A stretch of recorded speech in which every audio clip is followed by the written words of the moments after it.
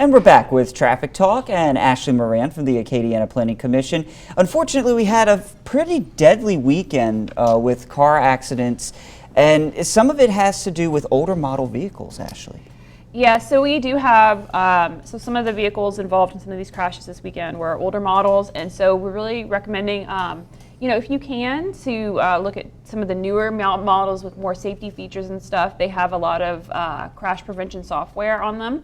And the Institute of Insurance Highway Safety has some really great information on like the safest model vehicles if this is something you're concerned about.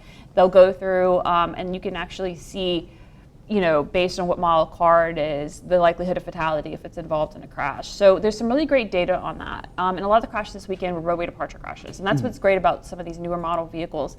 They have these roadway departure notification functions on them. So if you start to veer off the side of the road, it will, you know, it'll correct you in a lot of cases. Like it'll move your car back onto the side of the road, so you don't have to be involved in these type of crashes. I noticed like on some of them, you have even the lane departure where it like you start feeling it guiding you back and you're kind of like, what? You know, like what's going on with my car? But you're right. It's very important that you check that out, but also wearing your seatbelt. Yes, wearing your seatbelt. One of the fatalities did involve no restraint. And so this is the most common cause of crash in Acadiana of a fatal crash is roadway departure in a rural area, especially when you're not wearing your seatbelt.